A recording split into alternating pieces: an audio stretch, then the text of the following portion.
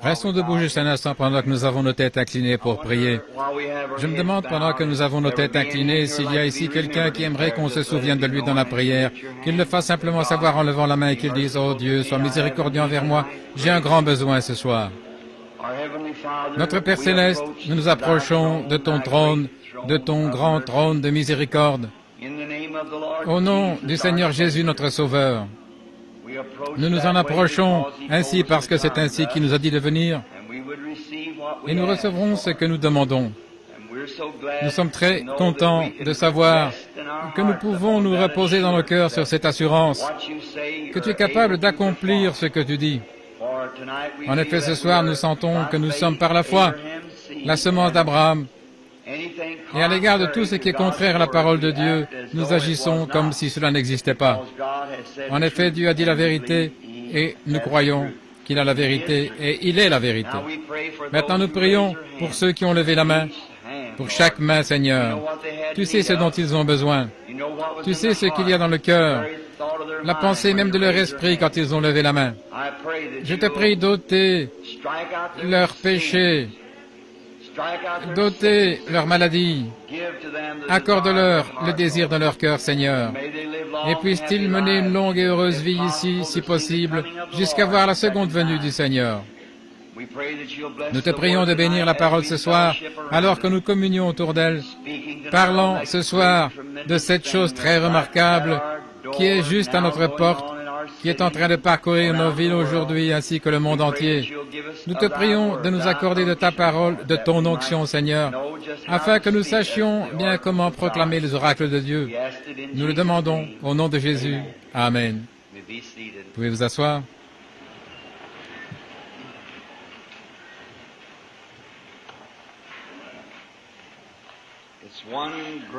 C'est une chose grande et glorieuse que de venir à la maison du Seigneur. Nous apprécions beaucoup cette série de réunions ici dans l'église de notre frère Buntain avec les prédicateurs associés, à cette grande communion que nous avons avec tout le monde, tous les laïcs et les gens de différentes églises, de tout credo, de toute race, de tout genre. Ce soir, en venant à l'estrade, il m'est arrivé de rencontrer certains de mes amis. J'ai rencontré le frère Alcott ici, c'est la première fois que je le vois depuis des années. Je me rappelle que la première fois, c'était quand j'étais à Edmonton, au Canada. Je pense que vous étiez là avec nous pendant cette série de réunions. Un frère venu de Hollande par ici, c'est bien de le voir, et beaucoup d'autres, ça et là. Et je connais chacun de vous. J'aurais voulu avoir le temps de vous serrer la main, d'aller chez vous. Je sais que votre épouse est la meilleure cuisinière du pays. Je le sais bien. Je le crois. Et j'aurais voulu rentrer avec vous chez vous. Et je pense avoir dit quelque chose de ce genre au Canada il y a environ 14 ans. Mais je m'attends à le faire un de ces jours, pendant le glorieux millénium, là où nous aurons beaucoup de temps et où nous n'aurons pas à nous dépêcher. Les enfants ne seront plus blessés, rien ne dérangera quoi que ce soit. J'aime les montagnes et je pense pendant le millénium, j'aimerais bien passer quelques millions d'années dans les montagnes juste pour contempler. J'aime ça. Je pense que je rencontrerai une sœur là, dans les montagnes. Peut-être qu'elle aura passé là 1 million d'années, se promenant, non pas avec un petit chien, mais elle se promènera avec un gros tigre ou quelque chose comme cela. Je dirai, comment allez-vous, sœur? Et elle dira, c'est vous, frère Branham? Oui, bonjour, je suis vraiment contente de vous voir. Depuis combien de temps êtes-vous là?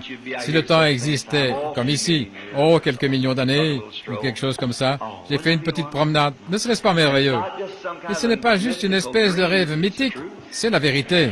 C'est vrai. C'est vraiment vrai. Nous allons quelque part, nous serons des personnes une fois arrivés là-bas. J'aime ça.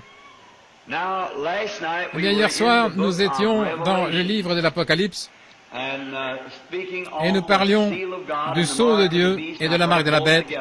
Et je les présente tous les deux à la fois. Et à propos, j'ai noté quelques passages des Écritures et je les ai laissés sur la table à l'hôtel. Billy est rentré les chercher. Je suis sorti précipitamment quand je l'ai entendu klaxonner pour m'appeler. Je me suis dit, pendant qu'il est allé chercher mes Écritures, que j'aimerais reprendre un peu ce qu'on a vu hier soir et faire aussi quelques annonces. Eh bien, j'ai 3 messages à prêcher demain. Et votre brouillard épais n'arrange vraiment pas ma gorge. Elle s'abîme vraiment. Et demain matin, je suis censé avoir une émission radio au petit déjeuner des hommes d'affaires du plein évangile à la cafétéria Clifton. Je pense que c'est sur Broadway, sur la rue Broadway. Il y en a 2 là. Ici, c'est le croisement de la 7e rue et de Broadway, là où on prend généralement le petit déjeuner. Et je parlerai à la radio, et puis immédiatement après cette émission, j'aimerais m'adresser au corps de croyants qui est là.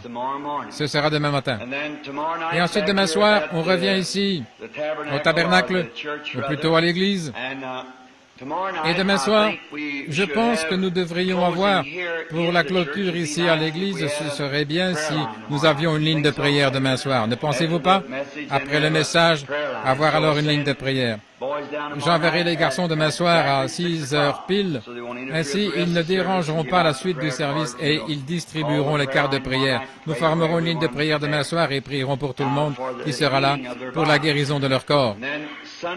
Et puis, dimanche après-midi, ce sera à l'auditorium municipal, l'auditorium principal. Je pense que c'est une très grande salle.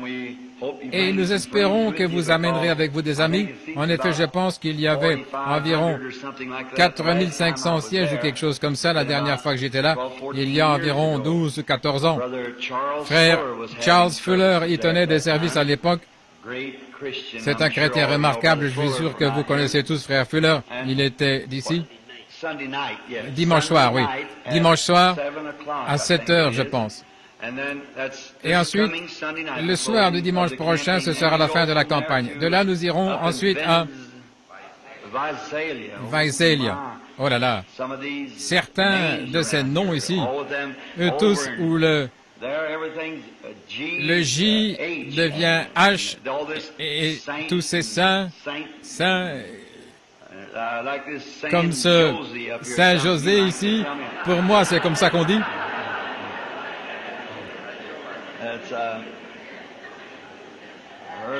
Une fois, j'ai entendu parler quelqu'un qui est allé là, et pendant que j'attends Billy, il est arrivé, il a dit, « Madame, pourriez-vous m'indiquer ?» C'était un restaurant. « Oui, Saint-José. » Il a dit, « Quoi ?» San José. Il n'existe pas une ville comme ça. Eh bien, c'est ici sur la carte. Oh, c'est San José. Oh. Il a dit, d'où venez-vous? Du Kentucky. Eh bien, ici, a-t-il dit, tous les J deviennent des H. Eh bien, au Kentucky, nous prononçons J, J et H, H. Il a dit, je ne sais pas comment vous vous y prenez par ici. Elle a dit, je vois que vous êtes en service. Oui, madame. Elle a demandé, quand votre service prendra-t-il fin? Oh, je pense vers juin ou juillet. Et il s'est fait prendre la même sur le champ. C'est juin ou juillet, il prononçait juin ou juillet. Ainsi, tous ces noms espagnols, je les confonds tous. Ainsi, où que ce soit, c'est quelque part entre Fresno et Bakersfield. Et puis, nous bénéficions du parrainage d'un groupe de prédicateurs là et nous aurons 5 soirées à partir de 22 jusqu'à dimanche. Merci. Et j'aurai 5 soirées de réunion et nous sommes, tous vos amis qui se trouvent là dans les parages, eh bien, nous serons contents que vous leur demandiez de venir nous rendre visite. Nous apprécions qu'ils viennent. Eh bien, après notre départ, nous ne voulons pas que vous arrêtiez de venir à l'église. Nous voulons que vous continuiez à venir. Continuez à venir de toute façon.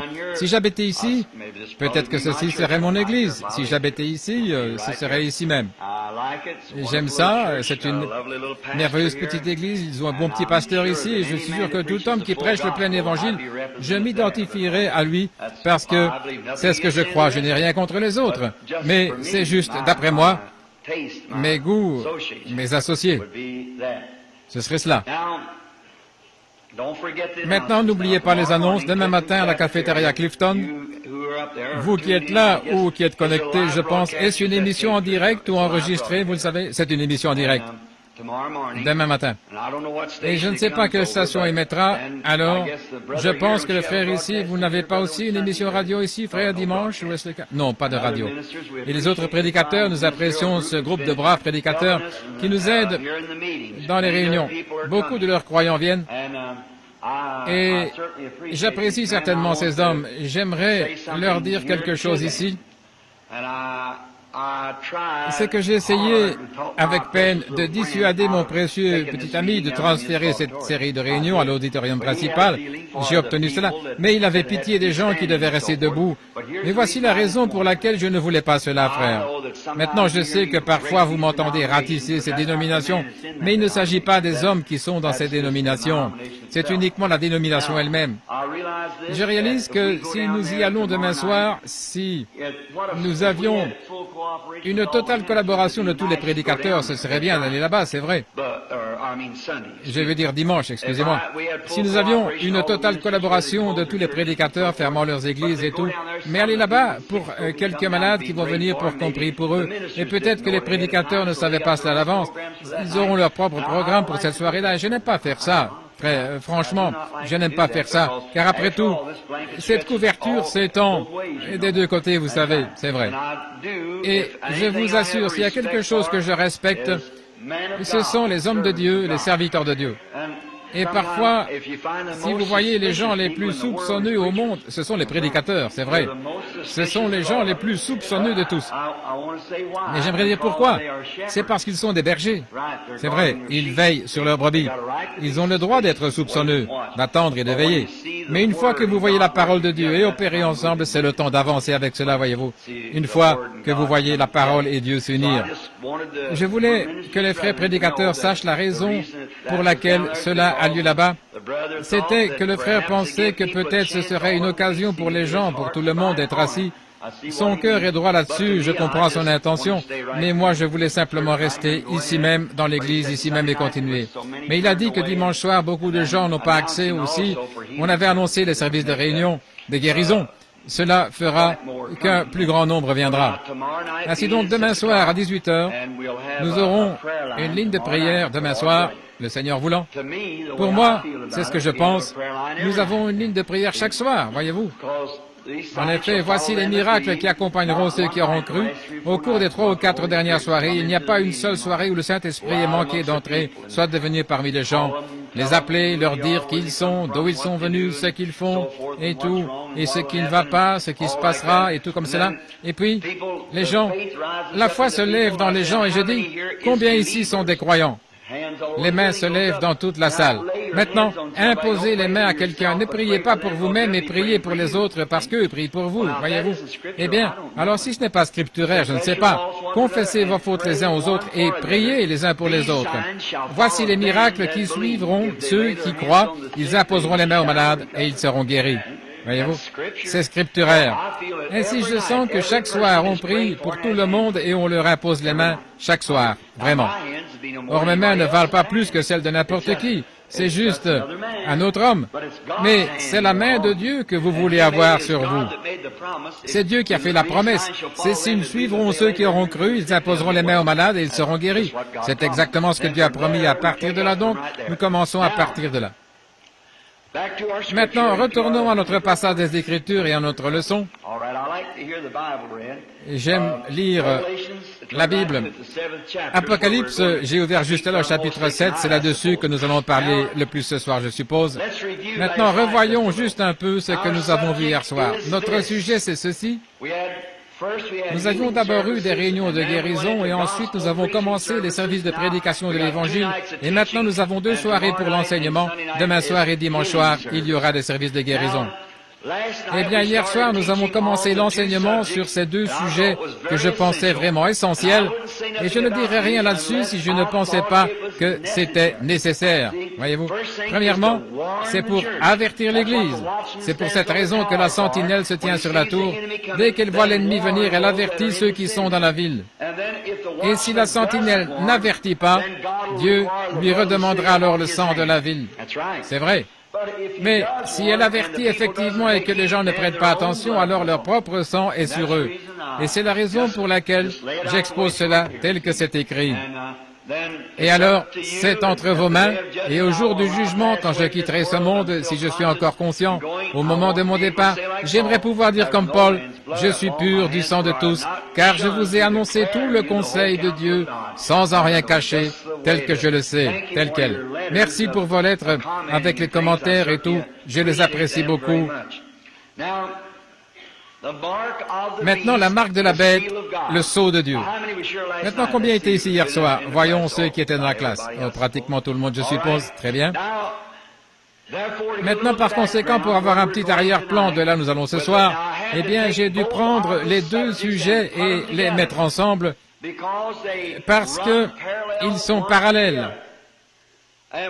Et nous voyons, j'ai annoncé ce que je pensais qu'ils étaient au commencement et maintenant, j'utilise les Écritures pour prouver ce que je pense être vrai. Je pense que le sceau de Dieu, c'est le Saint-Esprit. La Bible soutient cela. La marque de la bête, c'est rejeter le Saint-Esprit.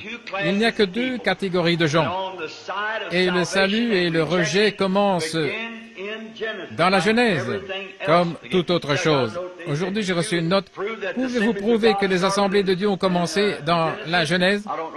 Je ne sais pas pour l'organisation, mais l'esprit qui est dans les assemblées de Dieu a commencé dans la Genèse. C'est tout à fait vrai. De même, toutes les autres églises des nés de nouveau ont commencé dans la Genèse.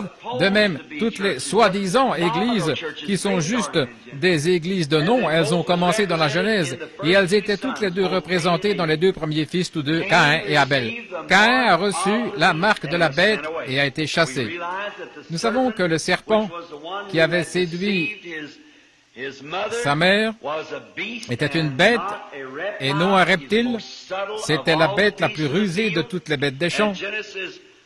Et Genèse 14, ou plutôt Genèse 4, 15 dit que Dieu a mis une marque sur Caïn et aussitôt que Caïn fut marqué, il s'éloigna de la présence du Seigneur. Avez-vous compris ça hier soir? Avez-vous lu cela? Aussitôt que la marque a été apposée, il s'est éloigné de la présence du Seigneur et il a pris une femme dans le pays de Nod. Saisissez-vous cela? Voyez-vous? L'Église. Maintenant, Dieu, quand il était juste comme un homme ordinaire, il a grandi, il était juste, c'est comme Ésaü et Jacob, nous voyons le même modèle.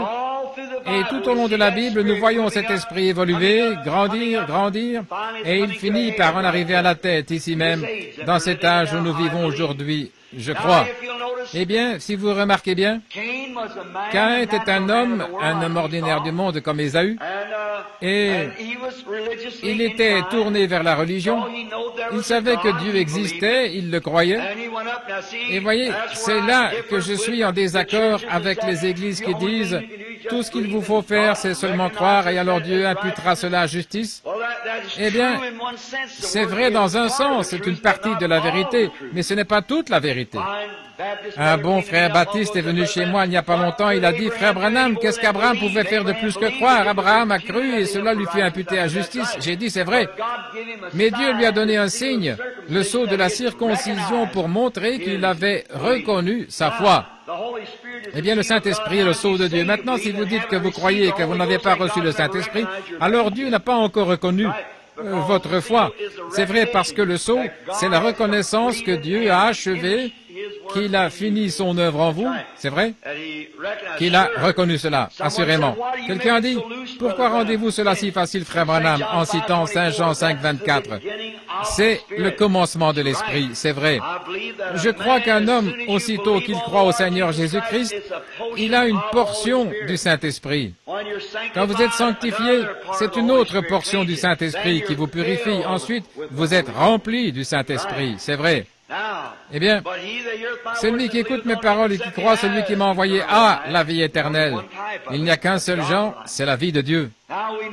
Nous voyons que Caïn a bâti un autel et il a placé un sacrifice dessus. Il s'est agenouillé, il a confessé sa foi en Dieu et il a adoré Dieu. En d'autres termes, c'est juste comme un homme religieux aujourd'hui. Pratiquement 99% disent, voici, c'est le mieux que je puisse faire, a dit Caïn. J'ai bâti un autel, je suis membre de cette église-ci, j'ai offert un sacrifice, c'est le meilleur que je puisse offrir, c'est à prendre ou à laisser. Voilà, c'est juste l'attitude des gens aujourd'hui. Je vais à l'église, je les aide à tout faire, nous avons construit un beau bâtiment, c'est nous qui avons fait tout ceci et cela, et tout, j'ai contribué pour les veuves, c'est ça, le meilleur que je puisse, c'est à prendre ou à laisser. Mais Dieu laissera cela. Il a laissé cela pour Caïn, il laissera cela pour vous. Telle voie paraît droite à un homme, mais son issue, c'est la voie de la mort. Il n'y a qu'une seule voie à laquelle Dieu a pourvu, c'est au travers du flot de sang vers le Saint-Esprit. Sans cela, c'en est fait de vous, c'est fini pour vous. Vous n'entrerez jamais. Remarquez, si un homme ne naît de nouveau, il ne peut en aucun cas entrer dans le royaume. C'est vrai. Il vous faut venir, peu importe combien vous êtes religieux, ce que vous faites, cela n'a rien à faire. Ça fait de vous un très bon citoyen, mais pas un citoyen de ce royaume-là, peut-être de ce royaume ici, mais le royaume de Dieu est en vous. Vous êtes nés dans le royaume. Le royaume entre, le royaume de Dieu, c'est le Saint-Esprit. Vous êtes membre de ce royaume-là. C'est la raison pour laquelle les femmes ne se coupent pas les cheveux, ne portent pas de shorts. C'est la raison pour laquelle les hommes ne fument pas de cigarettes et des choses comme cela. Ils sont d'en haut. Leur esprit leur enseigne la justice, la sainteté. Ils ne jurent pas, ils ne tiennent pas un mauvais langage et tout. Pourquoi? Ils sont nés d'en haut. Ils sont différents. Ils sont citoyens d'en haut. Et maintenant, remarquez, mais le monde, ils disent, eh bien, je suis membre d'église, je suis membre des assemblées, des Foursquare, c'est le mieux que je puisse faire, c'est à prendre ou à laisser. Si on vous donnait un plat de soupe et qu'il y a dedans une araignée, vous n'accepteriez pas de prendre cela, vous feriez un procès à qui vous l'a donné, c'est vrai. C'est ce que vous feriez. Vous ne prendriez ça pour rien au monde. Mais vous avalez n'importe quel dogme jusque dans l'âme. Après tout, ce corps mourra de toute façon. C'est vrai. Il y a quelque temps, j'étais dans un musée et ils avaient analysé un homme de 30 kilos, ou plutôt 70 kilos. Son corps valait 84 cents en composants chimiques. Ça faisait juste assez de blanc de chaux pour asperger un nid de poule et assez de calcium et tout. Tout cela pesait, ça valait 84 cents. Il y avait deux jeunes, l'un a dit à l'autre, « John, nous ne valons pas grand-chose, n'est-ce pas ?» L'autre a dit, « C'est vrai, je ne pense pas. Avec 70 kilos, vous valez 84 cents. Eh bien, vous ne valez pas grand-chose pour commencer, n'est-ce pas? Mais vous prenez bien soin de ces 84 cents. Vous le revêtez d'un manteau en vison de 500 $ et s'il pleuvait, vous seriez noyé en levant le nez. Vous prenez certainement bien soin de ces 84 cents, certainement.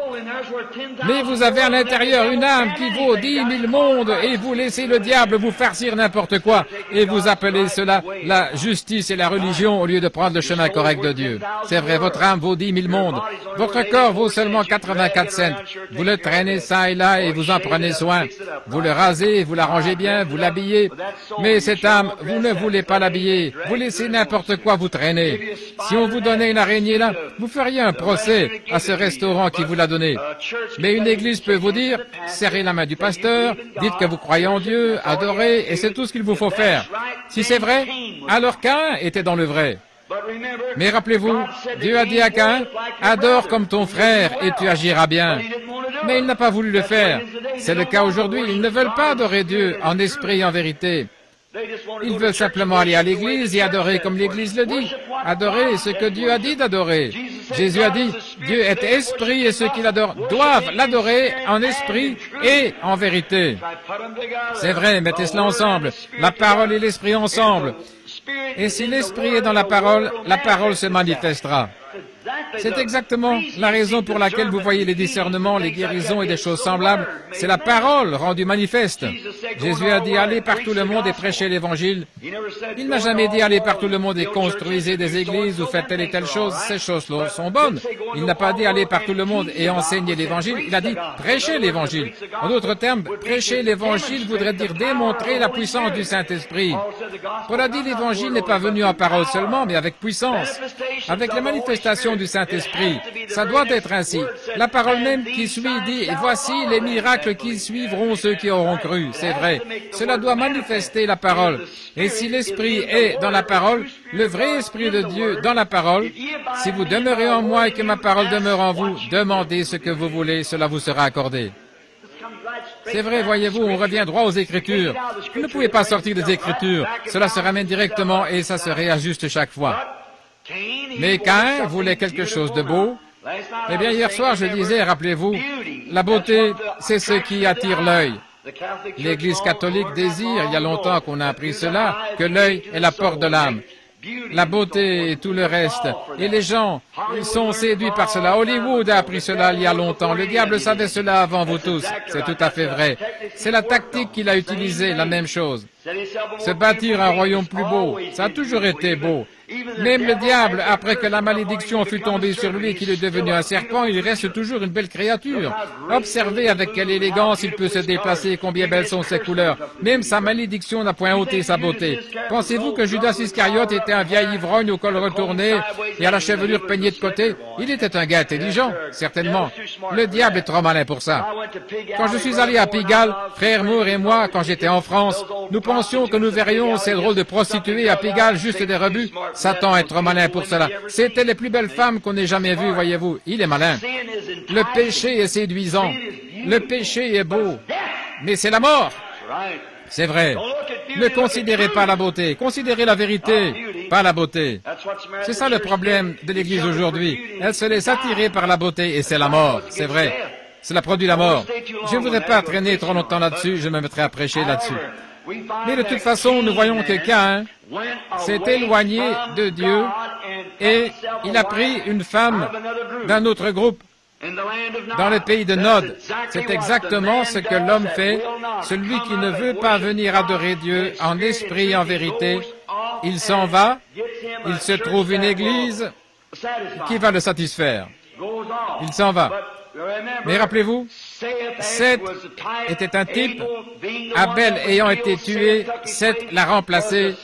C'était un signe de la mort, ensevelissement et la résurrection du Seigneur s'est replacé à nouveau. Remarquez comment ces semences étaient arrivées hier soir. Eh bien, nous continuons ici pour prendre certains de nos passages des Écritures. Le sceau étant la marque, comment cela, le sceau était utilisé à la place du nom apposé là, et le nom de Jésus-Christ est le sceau de Dieu. La justice de Dieu, le nom de l'Éternel est une tour forte. Le juste s'y réfugie et se trouve en sécurité. Est-ce le sceau de Dieu? Tout ce que vous demanderez au Père en mon nom, je le ferai. Est-ce vrai? Tout ce que vous faites en parole ou en œuvre, faites tout au nom de Jésus. Est-ce vrai? Tout ce que vous faites. Le jour de la Pentecôte, Pierre a dit, repentez-vous et soyez baptisés au nom de Jésus-Christ pour le pardon de vos péchés, et vous recevrez le don du Saint-Esprit, le sceau de Dieu, la marque de Dieu, le sceau, l'identification, c'est le nom du Seigneur Jésus. Et quand Jésus entre en vous, cela met son esprit dedans. Peu importe combien de noms on peut écrire à l'extérieur, si l'esprit est là-dedans, il rend témoignage à la vérité. Et nous voyons qu'en Éden, Dieu a pris Caïn et l'a marqué et l'a renvoyé, mais Seth est resté dans la présence de Dieu et Dieu lui a donné une femme. C'est comme ça avec la vraie Église. Elle est restée dans la présence de Dieu. Oh, je souhaiterais pouvoir faire venir ici Paul Boyd, l'historien. À propos, ça fait 3 ans qu'il attend l'un de ses entretiens personnels. Il se tenait à la maison. Les gens venaient de l'Asie, d'Afrique, de l'Inde, de partout. Ils attendaient des entretiens pendant des années. Quand ils entrent pour ça, nous nous asseyons là jusqu'à ce que le Saint-Esprit parle. Et ce matin, pendant que nous parlions, il y a eu des visions. Ceci est une réunion d'évangélisation. Chez moi et à différents endroits, c'est là que le prophétique se passe. Des gens viennent, ceux qui ne savent pas quoi faire, et nous attendons la même, jusqu'à ce que le Saint-Esprit, ils ne disent rien, on laisse parler le Saint-Esprit. Alors il vient, il révèle la chose. Il leur dit ce qu'ils ont fait, ce qu'ils doivent faire. On prend juste une seule personne. Et oh, combien merveilleusement Dieu! C'était si glorieux ce matin que j'ai dû descendre jusqu'au rivage quelque part. J'ai rencontré le pasteur là alors que j'essayais. Ça m'avait tellement secoué, j'essayais de récupérer de force après avoir eu ces puissantes et glorieuses visions qui dévoilent, révèlent ce que vous avez fait, ce que vous n'auriez pas dû faire, et ce que vous devez faire et ce qui arrivera après l'avoir fait. Oh, c'est Dieu qui connaît cela. Et à aucun moment je demanderai à quelqu'un ici présent ou n'importe où, quelque chose a-t-il déjà été dit qui ne soit pas arrivé chaque fois parfaitement. En effet, cela ne peut pas mentir, c'est Dieu. Dieu ne peut pas mentir. Oh, vivre sous le Saint-Esprit. Rappelez-vous, Seth a eu une femme, ça doit être Dieu qui lui a donné la femme, il resta avec Dieu. Et aujourd'hui, le croyant qui s'attachera à la Bible, qui restera avec Dieu, il va par la suite, la véritable Église sera l'épouse de Jésus-Christ. L'autre aura une épouse du monde, juste n'importe quoi. Nous avons vu cela hier soir. Et nous avons aussi lu là que Caïn et Abel, que tous deux ont commencé, et ensuite nous avons suivi cela jusqu'à Babylone. Comment Babylone est apparu dans la Genèse, et puis au milieu de la Bible et à la dernière partie de la Bible. Nous avons vu là où Jésus est entré en scène et là où il a quitté la scène. Judas a fait de même. L'Antéchrist et le Saint-Esprit sont venus de la même façon. Et les Écritures pour soutenir cela, c'est dans Matthieu 27 ou 26. Et puis nous voyons Israël, nous avions pris Israël et nous l'avons comparé avec Moab. Nous avons vu qu'Israël est resté fidèle, la lignée de sang pur. Et nous voyons ici que Moab, illégitime, était tout aussi fondamentaliste qu'Israël. Mais Israël, qui avait la pure lignée de sang, avait des signes et des prodiges qui les accompagnaient. Ils avaient le serpent d'airain, la guérison divine. Ils avaient le cri du roi dans le camp. Ils avaient un rocher frappé pour leur salut. Ils avaient un Père céleste qui les nourrissait d'en haut. Ils passaient un moment glorieux. Ils n'étaient pas liés, mais juste interdénominationnels. On s'est moqué d'eux parce qu'ils n'étaient même pas une nation, juste un peuple dispersé. Mais voici la chose, j'espère que vous le saisissez. Ils allaient vers leur patrie. C'est un type parfait de la véritable Église aujourd'hui, marchant vers leur patrie. Amen. Ils erraient ça et là, vêtus de peau de brebis, de peau de bouc, ils étaient démunis et tout. Mais ils cherchaient une cité dont Dieu est l'architecte et le constructeur. C'est pareil pour la véritable Église qui avance aujourd'hui. Et ces grands fondamentalistes comme moi sont sortis avec un sacrifice parfait comme Israël, tout aussi fondamentaliste qu'Israël, mais ils n'avaient pas l'esprit. Nous sommes allés jusqu'à Ésaü et Jacob. Dieu a dit que la préscience, la prédestination de Dieu, ce n'est pas que Dieu voulait condamner Ésaü, mais il savait ce qu'il était. Si Dieu est Dieu, il connaissait toutes choses, il connaissait chaque mouche qui existerait sur la terre, il connaissait chaque moucheron qui existerait jamais sur la terre avant que la terre soit créée. Il savait combien de fois il battrait les yeux et quelle quantité de suie ferait ressortir si on le pressait. Il est infini. Qui peut dire ce qu'est l'infini? S'il n'est pas infini, alors il n'est pas Dieu. Et s'il était infini, alors il connaissait toutes choses depuis le commencement. Ainsi donc, il a pu élire, non pas parce qu'il le voulait, mais parce que sa préscience lui a permis de savoir qui voudrait et qui ne voudrait pas. C'est la raison pour laquelle toute Église, chaque personne qui partira dans l'enlèvement, son nom a été inscrit dans le livre de vie de l'agneau avant la fondation du monde, dit la Bible. C'est vrai. Dieu savait cela. Jésus est venu selon la préscience de Dieu. Il savait que Jésus viendrait racheter cette Église. Les prédicateurs sont comme des gens qui vont à un étang et qui lancent un filet et le tirent. Le royaume de Dieu est semblable à un homme qui lance un filet et se retire sur le rivage. Et quand il a tiré, il y avait des araignées, des serpents, des crapauds et tout le reste, mais il y avait des poissons. Eh bien, nous ne savons pas qui est poisson et qui ne l'est pas. Tout ce que nous sommes censés faire, c'est lancer le filet. Et frère Bantain lance le filet ici depuis longtemps. Je suis venu, j'ai pris mon filet et je pêche avec vous, frère Bantain. Je le lance et je tire. Et ils viennent ici à l'hôtel, ils se mettent debout et confessent Christ. Je ne sais pas qui est chèvre, qui est brebis, qui est araignée ou grenouille ou quoi que ce soit. Mais Dieu savait avant la fondation du monde ce qu'il en était. Tous ceux que le Père m'a donnés viendront à moi et nul ne peut venir si mon Père ne l'attire premièrement. Tous ceux que le Père m'a au temps passé donné viendront à moi. C'est vrai, il l'a dit. Eh bien, je ne sais pas qui est qui. Je jette simplement le filet et je dis, venez, vous tous qui êtes fatigués et chargés. Et puis Dieu sait qui est qui. Pas moi. Personne d'autre ne le sait. C'est exclusivement l'affaire de Dieu. C'est notre devoir de continuer jusqu'à ce qu'il vienne. Maintenant, la glorieuse Église se prépare. Nous voyons qu'Ésaü et Jacob, avant leur naissance, Dieu a dit qu'il aimait l'un et qu'il haïssait l'autre.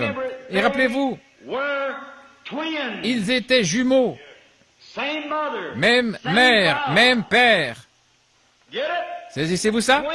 Des jumeaux. Chaque réveil produit des jumeaux. Certainement. Il y a des jumeaux qui naissent de l'homme naturel et de l'homme spirituel. Il y en a eu là dans le jardin d'Éden, Caïn et Abel, la même chose, cela a commencé là et ça continue. Et considérez l'Église. Jésus, le pasteur, Judas le trésorier, des frères, d'une même tribu et tout, juste dans un même groupe, une même église.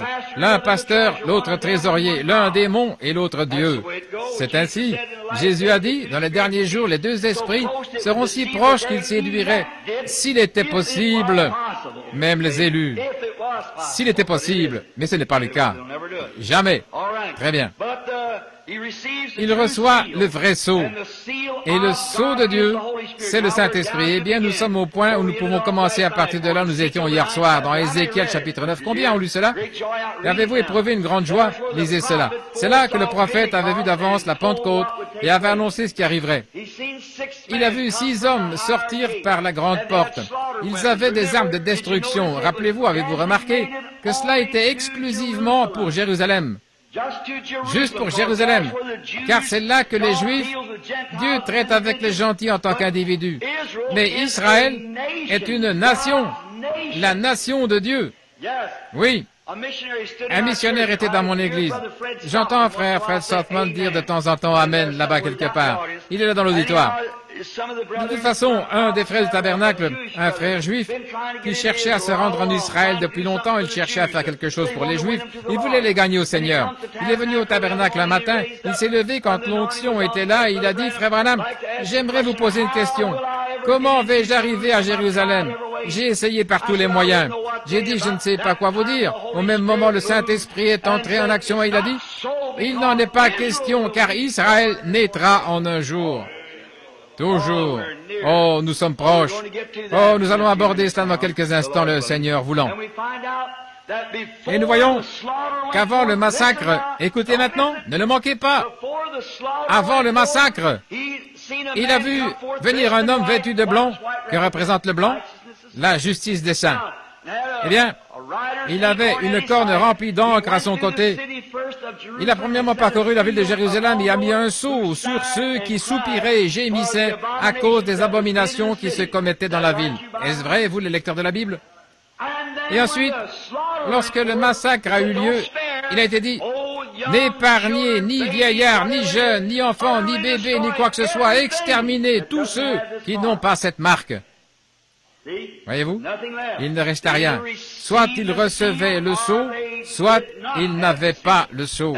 C'est la raison pour laquelle en ce jour-ci, nous allons aborder ça dans une minute, dans le Nouveau Testament, le sceau de Dieu, c'est le Saint-Esprit, et en dehors de cela, c'est le massacre. Vous êtes perdus.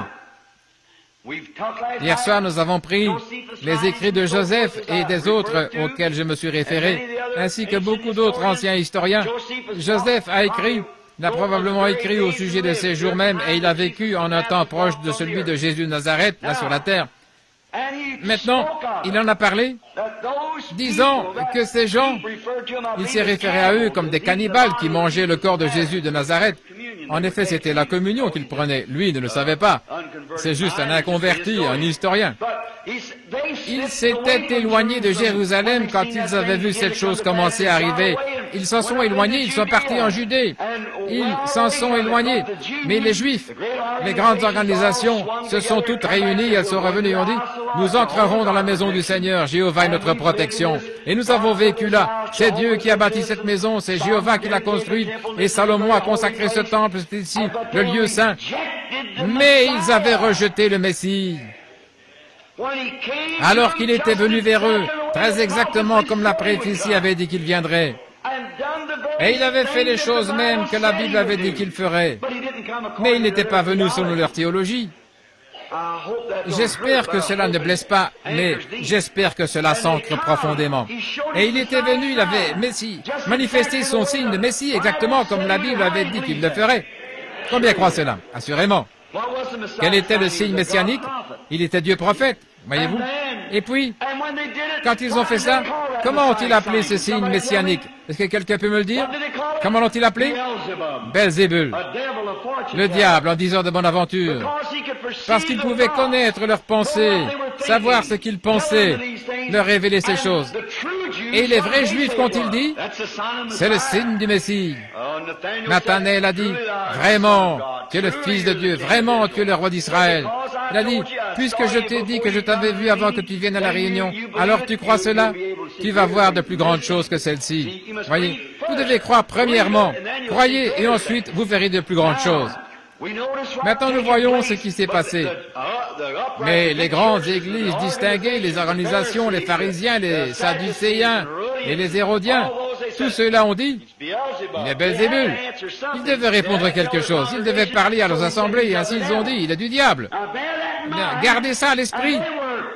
Et c'étaient des hommes religieux, des hommes saints, des hommes pieux.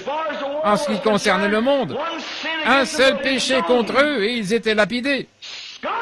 Des érudits, des diplômés, des étudiants de séminaire, la lignée des ecclésiastiques, et ils étaient condamnés. Jésus a dit, vous êtes de votre père le diable. Alors ne condamnez pas le Saint-Esprit quand il vous dit ce que vous êtes. Voyez-vous, les aveugles conduisant les aveugles, ne vont-ils pas tous tomber dans le fossé? Certainement. Considérez les Écritures, considérez la promesse. Reconnaissez que l'heure approche. Ces disciples étaient remplis du Saint-Esprit. Ils étaient marqués du signe sur leur front, du sceau de Dieu. Ils se sont mis à veiller lorsqu'ils ont vu ce que Jésus avait dit s'accomplir. Ils sont sortis de là. Et laissez-moi vous le dire, vous feriez mieux de sortir aussi, frères. Attendez que nous terminions dans quelques minutes. Vous verrez à quel point nous sommes proches. Oh, Jésus a dit que la même chose se passerait juste avant sa venue. Ce qui arriva du temps de Sodome arrivera de même à la venue du Fils de l'homme. Il l'a promis. Il a juré. Dieu l'a fait et tout. Cela doit être là. Eh bien, j'aimerais que vous ôtiez vraiment l'imperméable de votre cœur. Faites descendre le parapluie. Mettez simplement votre parapluie méthodiste dans un coin, votre parapluie baptiste et votre parapluie pentecôtiste dans un coin, et considérons la parole de Dieu. Voyez-vous? Déposez tout ça juste là, et considérons ceci. La Bible a prédit cela par le prophète Ézéchiel, et le Saint-Esprit est venu accomplir exactement ce qui avait été dit. Et même les petits-enfants, les historiens ont dit, maintenant rappelez-vous, la Bible dit, n'épargnez rien, enfants ou jeunes, vieux ou tout. Tous ceux qui n'avaient pas le sceau de Dieu portaient une autre marque. Et remarquez qui avait été marqué. Les hommes qui, durant toute leur vie, avaient consacré leur vie au ministère de clergé, des sacrificateurs, des hommes célèbres, de grands sacrificateurs et des érudits. Eh bien, combien savent que c'est vrai? Assurément. C'est vrai. Tout aussi saints, tout aussi doux, peut-être de braves personnes, des citoyens du pays. Mais ce n'est pas une excuse. Quand Dieu envoie quelque chose et que vous manquez de marcher avec cela, alors vous êtes déclassé, c'est tout. C'est soit vous le faites ou vous ne le faites pas. C'était ainsi. Tous ceux qui n'étaient pas entrés dans l'arche ont été noyés et c'est tout ce qu'il y avait, peu importe qui ils étaient. C'est la même chose. Tous ceux qui ne sont pas en Christ aujourd'hui périront sans Christ. C'est vrai. Vous ne pouvez pas dire, je suis méthodiste, baptiste ou pentecôtiste ou quoi autre. Vous devez appartenir à Christ. Et si vous êtes de Christ, vous faites les œuvres de Christ. Cela rend témoignage et ça se confirme. C'est tout aussi clair que les Écritures. Je ne sais comment le dire. C'est tout aussi clair que le nez sur mon visage, que mon gros nez sur ce grand visage, c'est vrai. Maintenant, remarquez, comment il a fait cela. Ceux qui avaient été avertis s'étaient éloignés. Et tous les autres parmi eux sont entrés dans la ville. Et l'historien relate qu'ils ont mangé toutes les feuilles d'arbres. Titus avait encerclé la ville de Jérusalem. C'est elle qui était visée. Aujourd'hui, en notre temps, c'est le monde entier qui est visé. Mais c'était ici la ville de Jérusalem pour les Juifs seuls. Et Titus, lorsqu'il est arrivé, il a encerclé la ville, il les a gardés là pendant 2 ou 3 ans. Et alors, ils ont mangé les feuilles des arbres, l'écorce des arbres, les herbes de champs. Et ils ont même fait bouillir les enfants des uns des autres pour les manger. Des mères faisaient bouillir leurs enfants et les mangeaient. C'est sauvage, méchant. Puis finalement, lorsqu'il a attaqué, il a massacré, il a tué jusqu'à ce que le sang coule et sorte par les portes de la ville. Le Dieu glorieux, plein d'amour, il est plein d'amour. Pour être amour, il doit aussi avoir le jugement. pour être juste. Il est le Dieu miséricordieux ce soir. Mais mon ami, lorsque vous vous tiendrez devant lui au jugement en ce jour-là sombre et nuageux, il sera un Dieu plein de colère. C'est la Bible qui le dit, dans sa colère. Je me suis tenu là, devant chez moi, et il y avait là un casseur de pierres du Colorado. Il avait quelques pierres, et il taillait une petite pierre là que je voulais prendre pour ma fillette là, comme une petite chose à mettre au cou, une petite croix. Et alors, il a dit, montrez-moi où tailler, casser cela. C'était tout clair, et puis c'était, on dirait déchiqueté, comme des petits nuages là. J'ai mis cela au-dessus de la croix, et la dame a dit, pourquoi faites-vous cela? Pourquoi n'enlevez-vous pas cette partie si claire? J'ai dit, la croix n'est pas jolie.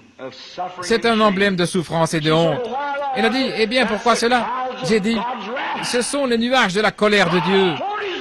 Dieu a déversé sa colère sur Christ qui a pris ma place au calvaire. Il est mort sous les jugements et la colère de Dieu. Dieu a déversé son jugement ardent sur lui. Et lui a pris ma place. J'ai dit, j'étais un pécheur. Et il a pris ma place. Et j'ai vu des larmes couler des yeux de cette femme. J'ai dit, nous sommes des pécheurs et nous n'avons pas d'espérance. Mais Dieu savait qu'il nous fallait endurer ces jugements aussi. Jésus les a-t-il endurés pour nous?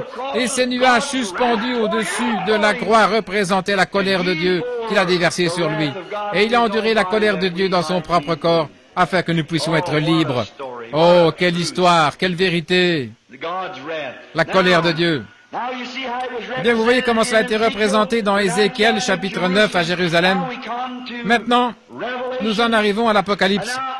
Maintenant, j'aimerais que vous notiez cela. J'aimerais que vous notiez Apocalypse 14, de 6 à 12. Ce sont les 3 derniers anges, 3 anges après les 7 derniers anges. Il y a eu 3 anges spéciaux qui sont venus. Avez-vous remarqué cela? Et maintenant, j'aimerais que vous remarquiez ces 3 derniers anges. Le premier ange, c'est Apocalypse 14, 6 à 12. Le premier ange qui a sonné de la trompette de l'Évangile, il avait l'Évangile éternel à prêcher au monde entier. Le deuxième ange a prêché l'Évangile de la sainteté. En effet, il a dit que l'Église avait commis la fornication. Et le troisième ange a rugi pour qu'on échappe à la marque de la bête. Observez. Le premier ange, c'était à la Réforme, Luther, a prêché l'Évangile. Le deuxième ange, Wesley, la sanctification. La fornication, il a remis l'Église en ordre. Mais le troisième message, le message de la Pentecôte, oui, le vrai messager, les avertissant d'échapper à la marque de la bête, disant quiconque reçoit la marque de la bête boira la colère de Dieu déversée dans la coupe de son indignation qui est déversée sur les gens. C'est le message même pour aujourd'hui. Le troisième ange, le troisième message, le dernier message. Le message luthérien, c'est la justification. Le message wesleyen, c'est la sanctification. Et le message de la Pentecôte, c'est le sceau de Dieu. Échappez à la marque de la bête. Sortez de ces murailles de Babylone et soyez scellés dans le royaume de Dieu. Remarquez, le verset même qui suit, le verset 12-13. Heureux les morts qui meurent dans le Seigneur. Quel est le suivant? Armageddon. L'Église s'en va après le message du troisième ange. L'autre jour, nous prêchions à l'Église sur ces anges, ces 7 derniers anges et le message de l'ange. Et cette onction spéciale est venue de ces 3 âges, ces 3 derniers anges. Maintenant, remarquez dans Apocalypse 7, Jean, ravi en esprit dans la gloire, il a vu cette venue, il a dit, je vis 4 anges debout aux 4 coins de la terre. Ils retenaient les 4 vents. Maintenant, écoutez attentivement. Apprêtez-vous à noter les Écritures. Ils retenaient les 4 vents, afin que le vent ne souffle pas sur la terre, jusqu'à ce qu'ils aient marqué du sceau le front des serviteurs de Dieu. Maintenant, comparez cela avec Ézéchiel 9. Voyez-le venir avec des armes de destruction et ils le retiennent jusqu'à ce que celui qui avait l'écritoire est scellé. Remarquez. Et je vis un autre ange qui montait de l'Est et qui tenait le sceau du Dieu vivant venant de l'Est. Et il devait marquer du sceau le front des serviteurs de Dieu, là, à leur front. Nous savons que l'Église n'est jamais appelée des serviteurs. L'Église, ce sont des fils et des filles. Israël est le serviteur de Dieu. Abraham était son serviteur. Israël est le serviteur de Dieu. Mais l'Église est appelée ses fils et ses filles.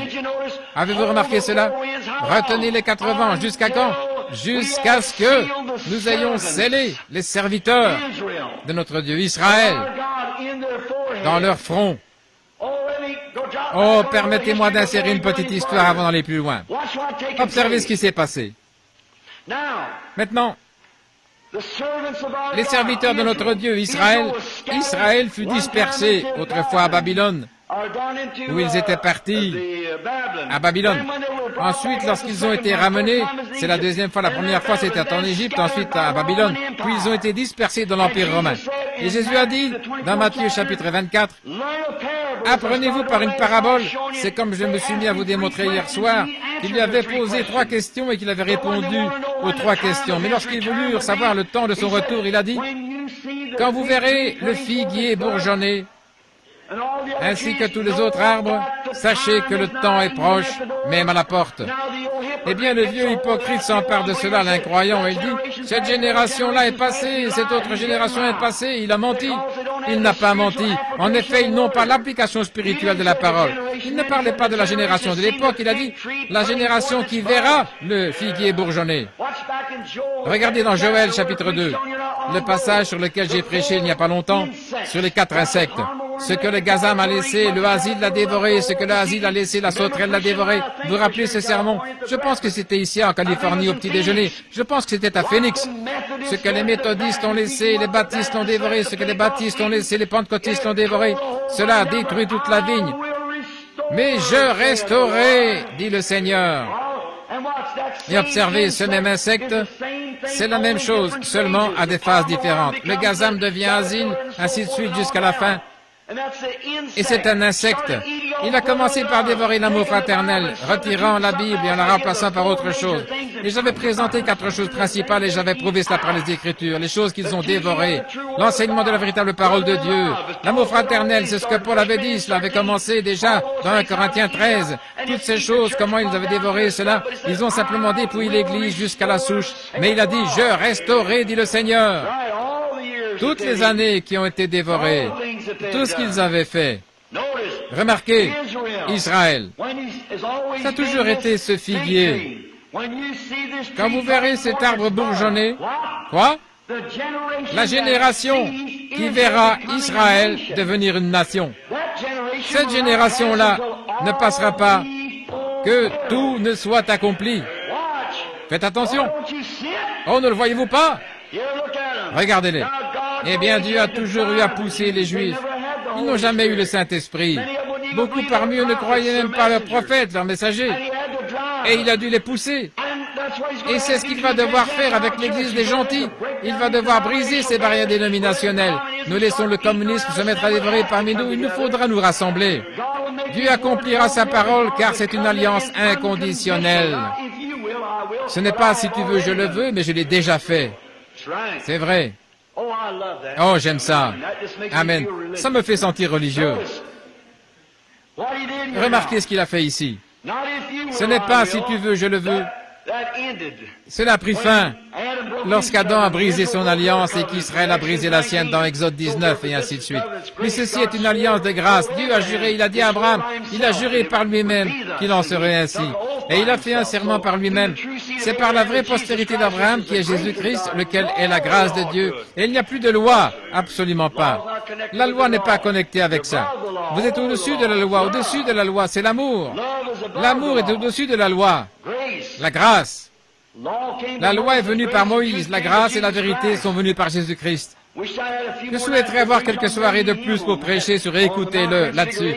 Sur la montagne de la transfiguration, vous voyez parfaitement, nous prenons cela, nous travaillons là-dessus et nous démontrons ces lois, les tuteurs et autres et tout ce qui se passe.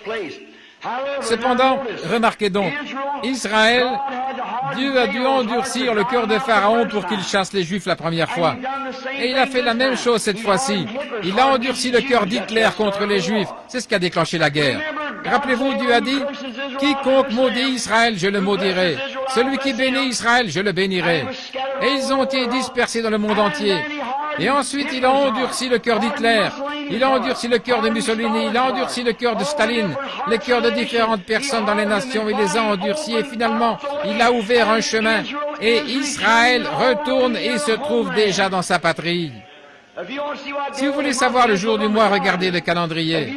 Si vous voulez savoir le jour de la saison concernant la venue du Seigneur, regardez là où se trouve Israël. C'est l'horloge de Dieu. Il est là dans sa patrie, le drapeau le plus ancien du monde, l'étoile à 6 branches de David. Le drapeau le plus ancien du monde flotte de nouveau pour la première fois depuis 2500 ans. Oui, oui, la bannière qui doit être élevée. Israël, la Palestine est en train de fleurir comme une rose. Vous avez lu dans les magazines, vous avez vu comment il rentrait. Depuis là, loin en Iran et ailleurs, le magazine Look a publié des articles comment est allé chercher les Juifs. Il ne voulait pas monter à bord de l'avion. Ce vieux rabbin s'est avancé, il a dit, notre prophète Isaïe nous avait dit, il y a des centaines d'années, des milliers d'années, que lorsque nous retournerons dans notre patrie, nous retournerons sur les ailes d'un aigle. Il était là. Amen. Ils sont directement montés à bord et ils sont partis. Lorsque frère Hagenbright, l'un de nos frères ici, celui qui m'a fait venir à la côte ouest, il était là, prenant des photos. Les autres films, on a un film minuit moins 3, et la science dit que c'est cela, minuit moins 3. Et nous regardons là et nous voyons tous ces Juifs placés dans leur patrie. Lévis Petrus, combien déjà entendu parler de lui, de l'église de Stockholm, en Suède? C'est un frère merveilleux. Il m'a dit, frère Branham, les Juifs ont toujours cru leur prophète. Il a dit, si seulement vous allez en Israël. J'ai dit, c'est bien, ça a l'air bien pour moi. Écoutez, je leur ai envoyé 1 million de ces testaments. Ils lisent de la fin vers le début, et ils lisent ces Nouveaux Testaments. On a demandé à ces Juifs, ils ont dit, pourquoi êtes-vous rentrés dans votre patrie en ramenant vos papas et mamans, les aveugles et malades, les transportant ici? Vous êtes venus ici pour mourir? Ils ont dit, nous sommes venus pour voir le Messie. Amen. Frères, ne vous en faites pas. Pour vous les gentils, vos jours sont pratiquement terminés. Permettez-moi de vous donner un avertissement au nom du Seigneur. La porte des gentils est en train de se fermer. Tout aussi certainement que je me tiens ici. Jésus a dit, les musulmans la fouleront aux pieds les murs de Jérusalem jusqu'à ce que la dispensation des gentils soit finie et accomplie. Le voilà, Israël dans sa patrie, une nation ayant sa propre armée et sa propre monnaie. Amen. Il est pleinement une nation maintenant. Le figuier bourgeonne et il a déjà fait sortir des bourgeons. Et lorsqu'ils sont arrivés là, on leur a donné ce Nouveau Testament. Demandez à Lévis Petrus. Ils ont lu ce Nouveau Testament concernant ce que Jésus était. Ils n'avaient jamais entendu parler de lui. Ils ont dit, si c'est lui le Messie, alors il n'est pas mort. Laissez-nous le voir accomplir le signe du Messie. Et nous croirons en lui. Laissez-nous le voir confirmer cela. Nous croyons nos prophètes et le Messie sera un prophète. Laissez-nous le voir accomplir le signe du Messie, du prophète, et nous croirons qu'il est le Messie. Oh, quelle parfaite mise en place, tout à fait parfaite. J'ai dit, Seigneur, laisse-moi aller. Et quand je suis descendu au Caire en Égypte, juste avant que nous rencontrions le roi Farouk, là, à Rome, nous sommes descendus au Caire en Égypte, j'avais mon ticket en main. Je suis monté, on avait déjà invité l'avion à décoller. Alors le Saint-Esprit a parlé disant, pas maintenant, ce n'est pas encore l'heure. Il y a encore du glanage à faire. C'est à peine si je pouvais le croire. Je suis passé derrière le hangar, Dieu est mon juge. J'ai prié à genoux et j'ai dit, Père Céleste, encore 1 heure ou 2 et je vais me retrouver en Palestine. Je lancerai un défi à ces Juifs et je dirai, avez-vous dit que si ce Messie est le vrai Messie, qu'on vous le montre accomplissant le signe du prophète, vous croirez en lui? Amenez un Juif à vous faire une promesse et il tiendra sa parole. Eh bien, si c'est le Messie de la Bible, alors il était prophète et il est toujours un prophète. Eh bien, s'il accomplit le signe du Messie, allez-vous croire en lui? Sur cette même base, dire, choisissez parmi vous un groupe d'hommes et placez-la quelque part ici. Voyez s'il est encore prophète ou pas. Qu'il voit cela être accompli. Là donc, sur cette même base où leurs pères, leurs aïeux avaient rejeté le Saint-Esprit, un Juif a apporté cela aux gentils ici, un gentil le ramène aux Juifs. Quand ces Juifs recevront l'Évangile, les jours des gentils seront finis. Mais il ne m'a pas laissé partir. Pourquoi, je ne sais pas. Attendez encore 1 minute et nous allons vous montrer pourquoi dans les Écritures. Il a endurci leur cœur. Eh bien, quand y a-t-il déjà eu une bataille universelle mondiale après ce temps-là? C'était la Première Guerre mondiale. Toutes les armées, toutes les nations s'étaient rassemblées là dans une seule. On a écrit sur la fin de la Première Guerre mondiale. Personne ne sait aujourd'hui qui avait annoncé la paix. Kaiser Wilhelm a dit que ce n'était pas lui. Aucun général n'a dit que c'était lui. Mais remarquez combien c'était étrange. C'est arrivé le 11 novembre à 11 heures du matin. Le 11e jour du mois, le 11e mois de l'année, la 11e heure du jour et la 11e minute. Qu'était-ce? Retenez! Arrêtez mystérieusement. Qu'est-ce qui a fait cela? C'est Dieu qui a ordonné qu'on le retienne. Retenez les 4 vents. Les vents signifient guerre et combat, nous le savons, jusqu'à ce que nous ayons ramené une fois de plus Israël en Palestine. Retenez les 4 vents. Et cela s'est arrêté, là même, à la 11e heure. Vous rappelez-vous Jésus parlant des ouvriers de la 11e heure et de ceux qui étaient arrivés à la 11e heure, qu'a-t-il dit? Oh, ne soyez pas stupides, soyez spirituels. Qu'a-t-il dit? Les ouvriers de la 11e heure ont reçu le même salaire que ceux qui étaient venus à la première heure. C'était le baptême du Saint-Esprit qui devait revenir pour sceller les Juifs, comme les premiers avaient été scellés, ces ouvriers de la 11e heure. Retenez les 4 vents. Ne laissez pas le monde être détruit jusqu'à ce que nous scellions les serviteurs de notre Dieu au front. Ça fait environ 50 ans depuis que le Saint-Esprit est venu de l'Est. Il est descendu sur les gens, les pentecôtistes, sur la rue Azusa et autres, ça avait commencé. Eh bien, qu'est-ce qui va se passer? Ils doivent retenir cela, ne détruisez pas le monde entier. En effet, ils ne pouvaient pas faire à ce moment-là. Mais maintenant, ils ont une bombe qui détruira le monde entier. C'est vrai. Retenez cela jusqu'à quand? Jusqu'à ce que nous ayons scellé le front des serviteurs de notre Dieu. Oh, frère, vous y voilà. Marquez du sceau le front des serviteurs de notre Dieu. Et il continue et il dit, j'ai entendu le nombre de ceux qui avaient été scellés, 144 000, 12 000 de chaque tribu. Oh là là, ne voyez-vous pas ce que je veux dire? Les Écritures s'accordent parfaitement. Maintenant, rappelez-vous, tous ceux sans cela périrent. Maintenant, la Première Guerre mondiale, la Deuxième Guerre mondiale, et maintenant, nous sommes prêts pour la Troisième Guerre mondiale. Cela se fomente partout. Qu'est-ce? Israël est dans sa patrie, attendant son Messie. L'Église des gentils, l'âge pentecôtiste, Luther, Wesley, et maintenant, l'âge pentecôtiste est devenu tiède et a vomi Jésus et il les vomit. C'est juste, l'âge pentecôtiste. Mais juste à la fin, avant que le monde soit détruit, Jésus a dit, ce qui arriva du temps de Sodome arrivera de même à la venue du Fils de l'homme. Que l'Église des gentils recevra la même puissance, le même ange, le même témoignage. Assurément, vous pouvez voir cela. C'est aussi clair que possible. Un enfant pourrait le voir. Vous y voilà. Nous sommes au temps de la fin. Tout le déclare. Partout où vous voulez aller dans la Bible, ça se trouve là. Regardez ici. Le monde est nerveux. Qu'est-ce qui se passe? Les nations sont secouées. Les nations se disloquent. Israël se réveille. Les signes que la Bible a prédits. Les jours des gentils sont comptés, encombrés d'horreur. Revenez, oh, vous dispersez vers les vôtres. C'est vrai. Le jour de la rédemption est proche. Les cœurs des hommes défaillent de peur. C'est vrai, n'est-ce pas? Soyez remplis de l'esprit, vos lampes nettoyées et claires. Levez les yeux, votre rédemption est proche. Les faux prophètes mentent. Ils nient la vérité de Dieu. Que Jésus-Christ est notre Dieu. Oh, qu'est-ce qui ne va pas avec ce monde? Qu'est-ce qui ne va pas? Oh, réveillez-vous, vous les gens, et revenez à Dieu. Qu'est-ce qui ne va pas avec vous? Ne pouvez-vous pas voir la grande secousse de Dieu, son ange descendant, agissant, accomplissant les mêmes signes et les mêmes prodiges, exactement ce qu'il a dit qu'il ferait? Et tous les soirs, juste devant vous, eh bien vous direz, Washington devrait être au courant.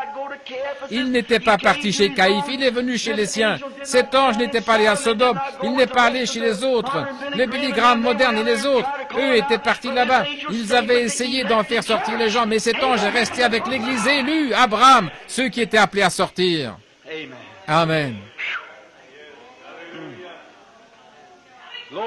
Gloire. Comme c'est merveilleux. C'est quoi le sceau de Dieu? Qu'est-ce que c'est le sceau de Dieu? Éphésiens 4:30. N'attristez pas le Saint-Esprit de Dieu, par lequel vous avez été scellés pour le jour où l'Église sera rachetée et amenée dans la gloire. Eh bien, une fois de plus, nous allons prendre une autre écriture, Éphésiens 1:13. C'est Paul qui parle. Galates 1:8 dit, si un ange du ciel venait prêcher autre chose, qu'il soit anathème. Oui. Après avoir cru, vous avez été scellés du Saint-Esprit de la promesse. Après avoir cru. Maintenant, frère Baptiste, presbytérien, laissez-moi vous poser une question. Vous dites que vous recevez le Saint-Esprit quand vous croyez. Paul a dit, après avoir cru, vous avez été scellés du Saint-Esprit. Après. Acte 19. Paul avait rencontré quelques baptistes. Apollos, un homme de la loi, qui était converti, un des disciples de Jean, était là, en train de prêcher l'Évangile. Ils éprouvaient une grande joie, ils poussaient des cris, ils louaient Dieu. Ils n'avaient pas encore reçu le Saint-Esprit. Paul est arrivé, il est resté toute la nuit avec Aquila et Priscilla. Ils avaient été en prison pour avoir prêché l'Évangile et chassé un démon d'une jeune fille. Et puis il est arrivé là où ils étaient. En effet, il fabriquait des tentes. Il est resté avec eux. Ensuite, il est allé là où Apollos tenait cette réunion. Après la réunion, Paul leur a demandé, « Avez-vous reçu le Saint-Esprit depuis que vous avez cru ?» L'autre jour, un homme a dit, « Ce n'est pas comme ça dans la version originale. Je lance un défi là-dessus. Allez consulter l'emphatic diaglott et voici si c'est pas la même chose. Avez-vous reçu le Saint-Esprit depuis que vous avez cru ?» C'est écrit ici même, « Après avoir cru, alors vous avez été scellés du Saint-Esprit qui était promis. » Vous, épouses qui êtes là, ne devenez pas tièdes. Entrez ici, entrez dans ce réveil et saisissez-le. Entrez dans ce rayon de lumière avec Christ, le Saint-Esprit, et écoutez le ciel. Avez-vous reçu le Saint-Esprit depuis que vous avez cru? Ils ont dit, nous ne savons pas qu'il existe un Saint-Esprit. De quel baptême avez-vous été baptisé? Du baptême de Jean. Ça ne marchera plus. Et il leur a ordonné de se faire rebaptiser au nom de Jésus-Christ. Il leur a imposé les mains et le Saint-Esprit est venu sur eux.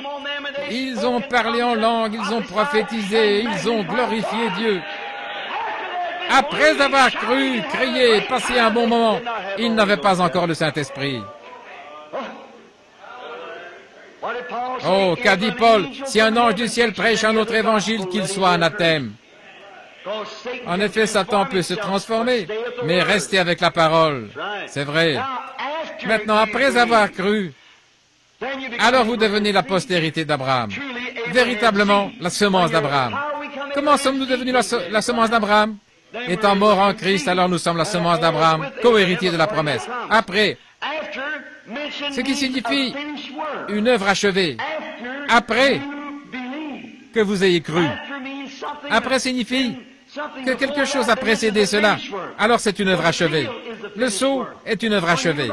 Quand vous terminez d'écrire une lettre, peu importe ce que ce soit, vous la scellez de votre nom.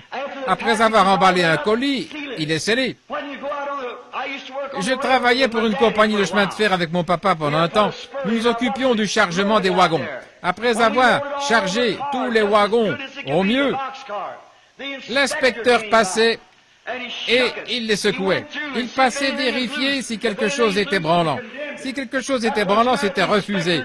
Voilà ce qui se passe quand l'inspecteur passe ce soir. Il scanne ce qui se passe dans notre vie, la raison pour laquelle nous recevons par le Saint-Esprit. Oh, nous pouvons agir comme si nous l'avions reçu, mais c'est à vos fruits qu'on vous reconnaît. C'est par cela qu'on vous reconnaît. Alors il secoue et trouve un petit endroit branlant ici, d'incrédulité, un petit endroit branlant là. Et ici, il condamne cela et le renvoie. Cela doit être chargé de façon serrée. Amen. Parce que vous devez voyager sur une route difficile. Et quand Dieu donne le Saint-Esprit à un homme ou à une femme, il secoue toutes les plumes qui ne tiennent pas. Vous avez du chemin à parcourir. Amen. Gloire! Vérifiez si c'est emballé correctement. Qu'a-t-il fait?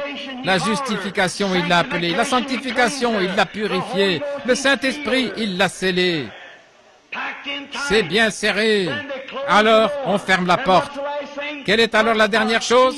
On appose le sceau sur le wagon jusqu'à sa destination. Amen. Non pas jusqu'au prochain réveil, mais jusqu'à sa destination. Amen. N'attristez pas le Saint-Esprit de Dieu, par lequel vous êtes scellés jusqu'au prochain réveil? Non. Jusqu'à ce que vous adhériez à notre Église? Non. Pour le jour de votre rédemption. Quand Dieu vous donne le Saint-Esprit, c'est une œuvre achevée. Amen.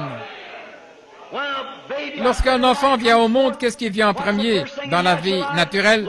La poche des os est rompue, si c'est une naissance normale. Quoi ensuite? Le sang sort. Et ensuite, la vie apparaît. C'est par les mêmes éléments qui étaient sortis de Christ que nous traversons pour rentrer dans son corps. Qu'est-ce qui est sorti en premier? On lui a percé le flanc. L'eau a jailli. Le sang est sorti. Je remets mon esprit entre tes mains. 1 Jean 5, si vous voulez le noter. Il dit, il y en a 3 qui rendent témoignage au ciel. Le Père, la parole qui est le Fils et le Saint-Esprit. Ces 3 sont un. Mais il y en a 3 qui rendent témoignage sur la terre, l'eau, le sang et l'esprit. Ils ne sont pas un, mais ils s'accordent en un. Vous ne pouvez pas avoir le Père sans avoir le Fils. Vous ne pouvez pas avoir le Fils sans avoir le Saint-Esprit. Mais vous pouvez être justifié sans être sanctifié. Vous pouvez être sanctifié sans avoir le Saint-Esprit.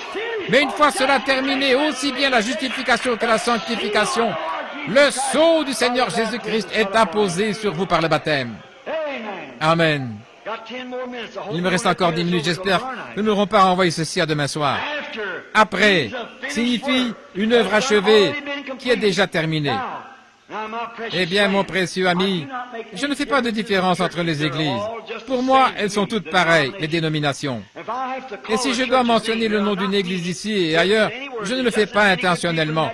Il y a tout aussi bien de braves gens dans cette église-là que n'importe laquelle. En effet, il n'y a qu'une seule église. Et nous n'y entrons pas par adhésion. Nous n'avons pas de nom dans cette église-ci. C'est juste le corps de Christ, le corps mystique. Vous avez vos organisations, c'est parfaitement en ordre. Tant que vous n'érigez pas de barrière là, que vous n'empêchez pas un frère d'entrer, voyez-vous, ou que vous ne le condamnez pas. La chose, si vous reconnaissez qu'il y a un frère ici, un frère là, alors c'est en ordre. Mais les gens, une fois qu'ils ont une organisation, ils s'y accrochent plutôt que s'accrocher à la croix et à Christ, voyez-vous.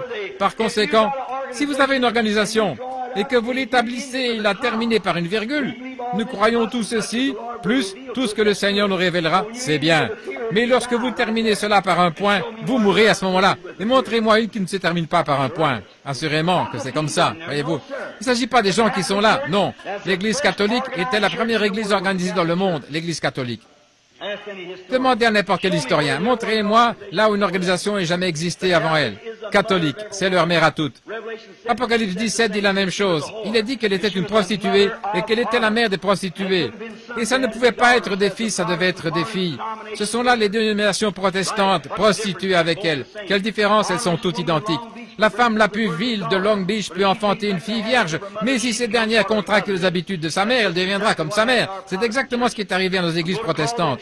Je vais attirer l'attention sur une église dénominationnelle. La première église qui m'a parlé de Jésus-Christ lorsque j'étais pécheur, les Adventistes du 7e jour.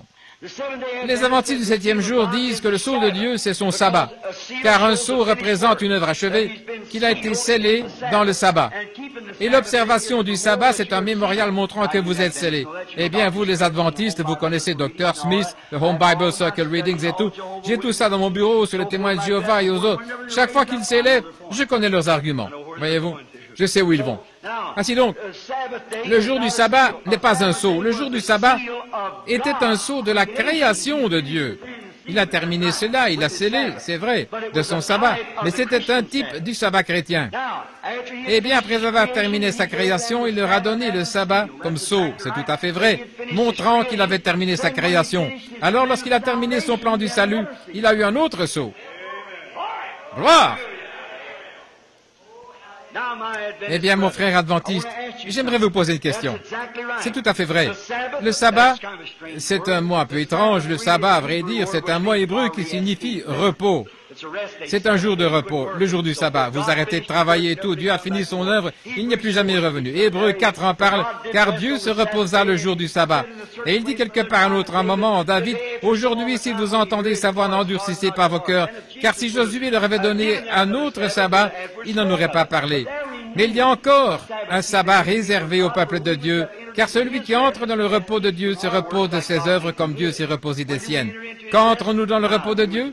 Eh bien, vous qui avez les crayons, Ésaïe 28, de 8 à 12. C'est là que ça se trouve.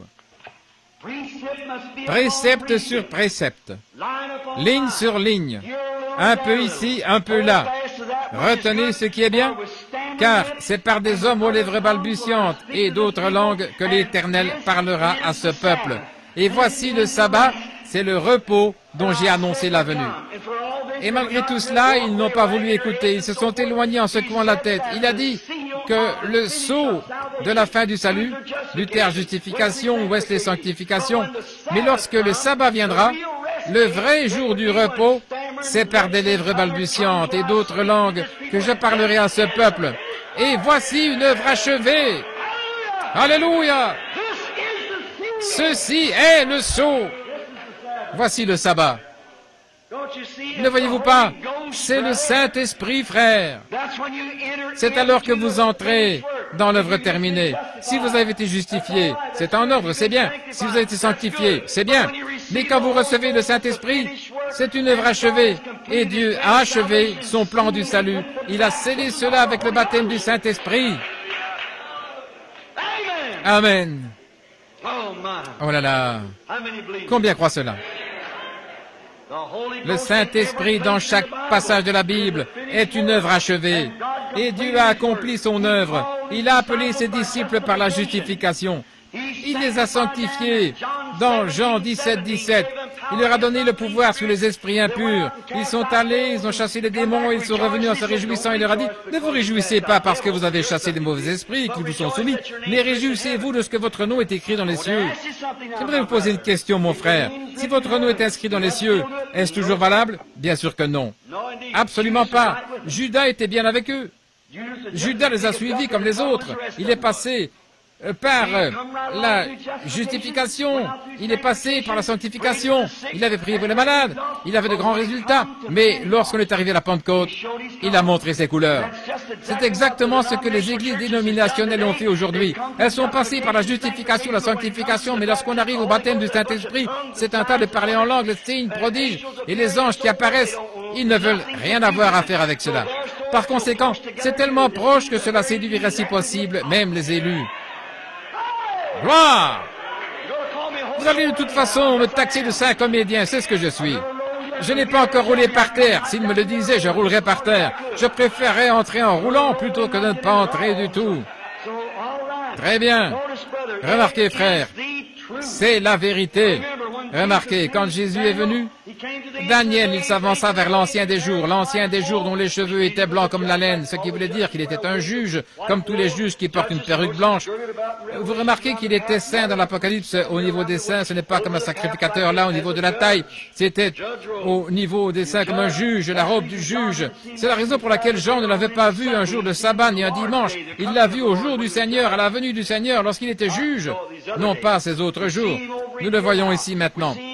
Nous le verrons lorsqu'il viendra. Daniel l'a vu, et il est venu avec 1000 milliers de ses saints. Est-ce vrai? Et les livres furent ouverts, et un autre livre fut ouvert qui était le livre de vie. Voyez-vous, l'Église tiède s'est avancée, la Vierge endormie. Voici la véritable, venir avec lui depuis la gloire, après avoir été au souper des noces. Et il y avait un pécheur, le trône blanc. Le jugement fut établi, le jugement du trône blanc. Oh, vous y êtes. Voici venir cette Église. Judas avait bien travaillé, séduisant pendant la justification, il avait travaillé jusqu'à la sanctification. Il a guéri les malades, il a tenu des services de guérison et tout, et il est revenu. Mais quand on est arrivé à recevoir le baptême du Saint-Esprit, il a montré ses couleurs. Eh bien, mon ami Wesleyen, mon ami Nazaréen, mon ami pèlerin de la sainteté, ce n'est pas pour vous blesser. Ne dites pas qu'ils sont fous, ces gens qui parlent en langue. Ne les appelez pas saints comédiens et un tas de choses comme ça.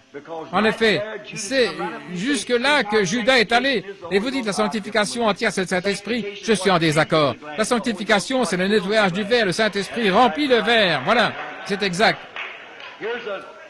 Voici un verre. Qu'arrive-t-il si je le trouvais là, tout couvert de boue, dans le poulailler quelque part? Vous, femme, irez-vous là mettre de l'eau pour votre mari? Eh bien, je n'aimerais pas être votre mari. Que ferez-vous en premier? Vous le ramasserez de la boue, ce sera la justification. Que ferez-vous après? Vous le ramènerez à l'intérieur et vous le ferez passer par un processus, le faire bouillir, le stériliser, le nettoyer. Qu'est-ce que signifie sanctifier? C'est un mot grec composé qui signifie être nettoyé, mis à part pour le service, c'est vrai. Le mot sanctifier, en anglais, signifie rendre pur. En hébreu, il signifie rendre saint. Et en grec, il signifie sanctifier. Sanctifier, nettoyer et rendre saint, c'est la même chose. Être sanctifié et mis à part pour le service. Mais heureux êtes-vous qui avez faim et soif de justice, car vous serez remplis, mis en service et scellés pour le jour de votre rédemption. Oh, c'est le sceau du Saint-Esprit, frère. C'est le sceau de Dieu, c'est vrai. Le scellement. Eh bien, les Juifs seront les prochains à recevoir cela. Les pentecôtistes l'ont eu, les méthodistes, baptistes, eux tous qui sont venus de différentes organisations, qui sont assis ici ce soir. Moi-même, je suis baptiste, ou plutôt je l'ai été. Je suis toujours baptiste, mais je suis un pentecôtiste baptiste avec le Saint-Esprit. Je suis un nazaréen, pentecôtiste, presbytérien, baptiste. Vous savez ce que je veux dire? Qu'est-ce que c'est? C'est le Saint-Esprit qui fait la différence. C'est ce qui m'a scellé dans le royaume de Dieu. C'est ce qui a scellé chaque méthodiste, chaque catholique, presbytérien. Nous sommes tous des êtres humains. Et par un seul esprit, nous ne sommes pas joints à une église, ou par une poignée de main, ou par une seule eau. Nous avons tous été baptisés par un seul esprit, pour former un seul corps par le Saint-Esprit, et scellés pour le jour de notre rédemption. C'est le Saint-Esprit. Croyez-vous cela? Maintenant, rappelez-vous, il ne va y avoir que 2 classes de gens sur la terre. Je suis en retard, je dois terminer. Combien croient que le Saint-Esprit est le sceau de Dieu? Eh bien, rappelez-vous, nous avons démontré le pour et le contre cette autre église tiède, juste un frère dénominationnel. Voyez-vous ce que je veux dire? C'est tout le long. C'est juste ainsi. Beaucoup sont achoppés par l'épître aux Hébreux, voyez-vous. Si nous péchons volontairement après avoir reçu la connaissance de la vérité, il n'y a plus de sacrifice pour le péché.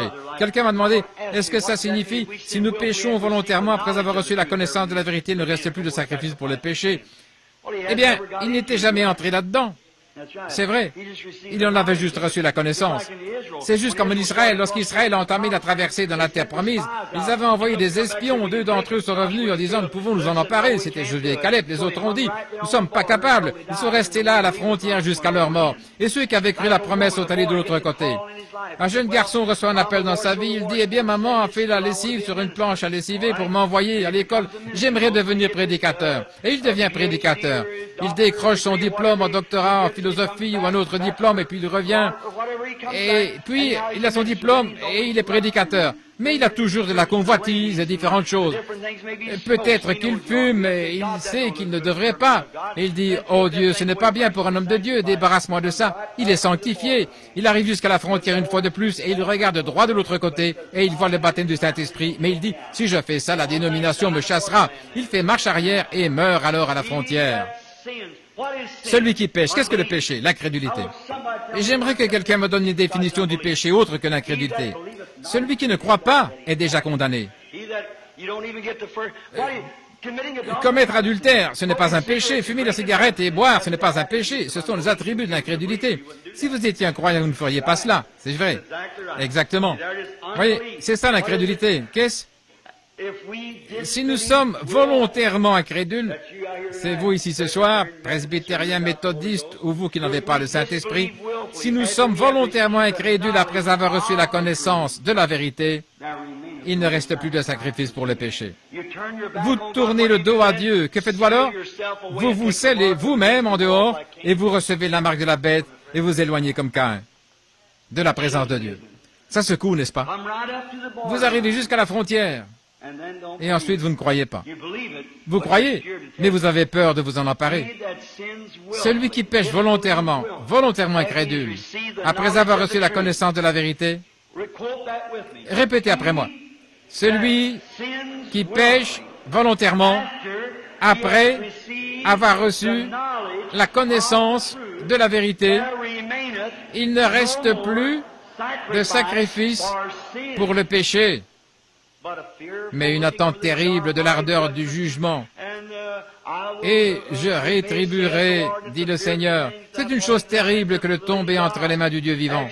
Après que cela vous a été présenté et montré comme étant le sceau de Dieu, et rien qu'à cause du prestige, il vous fallait abandonner quelque chose, ou quitter votre dénomination, ou quelque chose pour le recevoir, et ensuite vous en éloignez, savez-vous ce que vous faites? Vous vous scellez vous-même en dehors du royaume. La marque de la bête.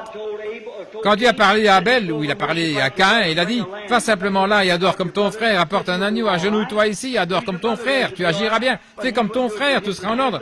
Mais il n'a pas voulu le faire, il a dit, c'est la meilleure offrande que je puisse offrir, c'est à prendre ou à laisser. Et il a été marqué, et il est sorti de la présence de Dieu. Ceci peut blesser, mes frères, lorsque j'arriverai là en ce matin très orageux et que le feu tombera partout, des gens poussant des cris et pleurant, et que j'entendrai le bateau de sauvetage, je vais être sûr que mon billet est en ordre, frère, comme disait le vieux frère de couleur. Seigneur, j'en ai parlé avec toi depuis longtemps. Je ne veux pas avoir de problème à la rivière. C'est vrai. Je ne veux pas avoir de problème à la rivière, absolument pas. Vous feriez mieux d'arranger ça maintenant. Maintenant, après ce soir, ce sera entre vos mains. Celui qui sera volontairement incrédule, après avoir reçu la connaissance de la vérité, il a vu l'ange du Seigneur venir, confirmant tout en dernier jour. Il a vu l'évangile éternel prêché par Luther, la sanctification prêchée par Wesley. Et aujourd'hui, l'évangile vous avertit ici contre le marquage. Ne rejetez pas, approchez-vous de Christ. Vous dites, frère Branham, est-ce que c'est ça la marque? Oui, laissez-moi vous donner une écriture, juste une minute. J'aimerais que vous preniez avec moi Exode. Vous n'êtes pas obligé de le noter. Notez-le simplement. Exode 21. Si un esclave avait été vendu et que l'année du jubilé arrivait, l'année de jubilé, le sacrificateur du jubilé sonnait de la trompette. Combien le savent?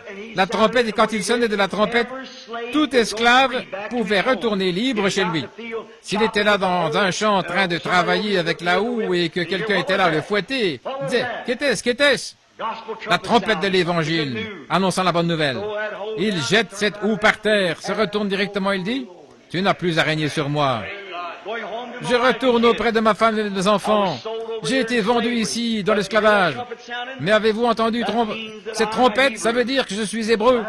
Et j'ai un droit, j'ai des droits de par ma naissance. J'ai un droit. Je peux m'en aller libre, sans devoir de l'argent à qui que ce soit. Ce n'est pas si vous faites ceci ou cela. Voyez, tout était grâce. Ce n'est pas si vous le voulez.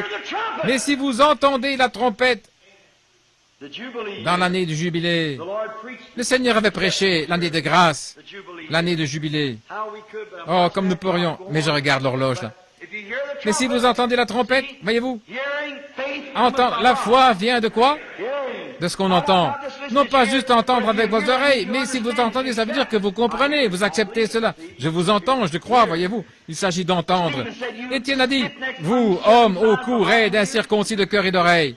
Voyez, incirconcis. Ils pouvaient entendre avec leurs oreilles, mais ils étaient incirconcis, ils ne pouvaient pas croire. Incirconcis de cœur et d'oreille. Comprenez cela. Oh, tout est mystère pour moi. Comme Caïn, c'est à prendre ou laisser. J'ai adhéré à une église, c'est tout ce que je peux faire. Très bien, Caïn. Vous serez marqué par la bête et vous en irez droit dans votre dénomination. Mais vous pouvez venir à Christ et être scellé par le Saint-Esprit. C'est à vous de choisir. Vous entendez la trompette de l'Évangile, qu'est-ce que c'est? La bonne nouvelle. Le Saint-Esprit est ici, comment le savez-vous? Voyez-le à l'œuvre, ce qu'il fait, c'est une bonne nouvelle. Eh bien, qu'arriverait-il si cet homme disait, tout en coupant, il disait, eh bien, je ne pense pas que je peux partir. Oh, rejeter cela, qu'est-ce qu'on faisait? Son maître devait l'amener à l'église méthodiste, baptiste, pentecôtiste ou presbytérienne, l'amener là au mur, coller son oreille contre le mur, prendre un poinçon et percer un trou à l'oreille pour le marquer. Et il ne serait plus jamais libre. Si vous entendez la vérité et que vous vous en éloignez, alors votre oreille va être bouchée et vous ne l'entendrez plus jamais. Vous quitterez la présence de Dieu en disant, ma mère était presbytérienne, je suis tout aussi bon que les autres. Votre mère a vécu dans toute la lumière qu'elle avait, mais ce n'est pas votre cas. C'est vrai. Caïphe avait vécu selon toute la lumière qu'il avait, mais Jésus était sur la terre en ce temps-là. Tous ces croyants orthodoxes, ils avaient leurs grandes organisations, dénominations et tout. Ils marchaient selon la lumière qu'ils avaient, mais la lumière était juste devant eux. Mais c'était des gens au cou raide, incirconcis de cœur et d'oreille, ils ne voulaient pas le faire. Et alors Dieu les a scellés là-dedans. On les a condamnés là même à Jérusalem et ils sont morts. Ils sont allés en enfer. C'est vrai. Faites votre choix. Croyez au Seigneur Jésus-Christ et soyez remplis du Saint-Esprit. Soyez remplis de son esprit.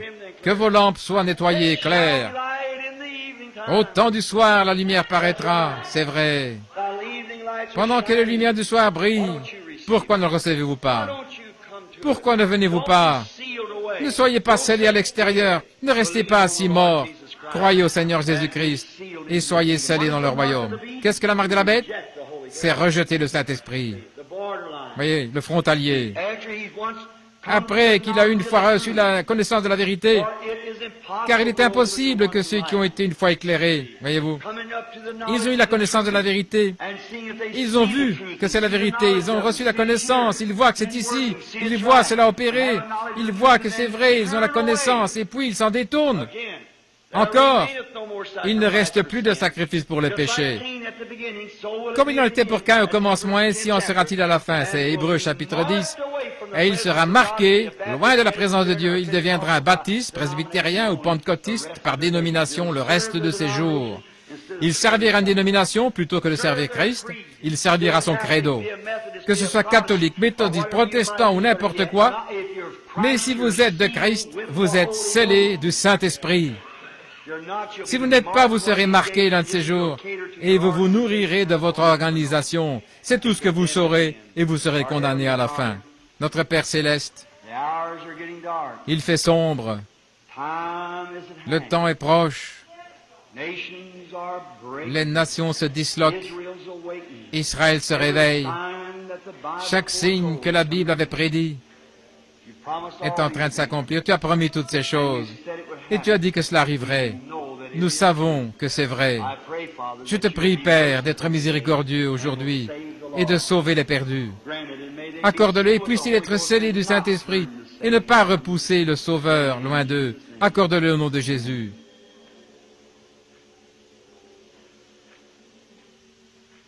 Oh là là. Je sais que j'ai dit la vérité. Je le sais. Mes brebis entendront ma voix. Comme Jésus l'a dit, quel signe avez-vous qu'il est ici? Écoutez, le Saint-Esprit est ici maintenant même.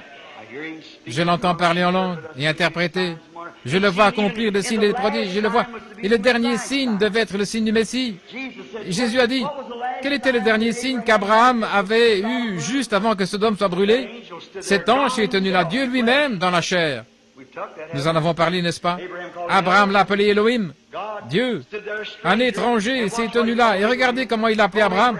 Il a appelé Abraham par son nom nouveau qu'il venait de recevoir quelques jours avant. Au lieu d'Abraham, c'était Abraham. Il a appelé Sarah par son nom de princesse.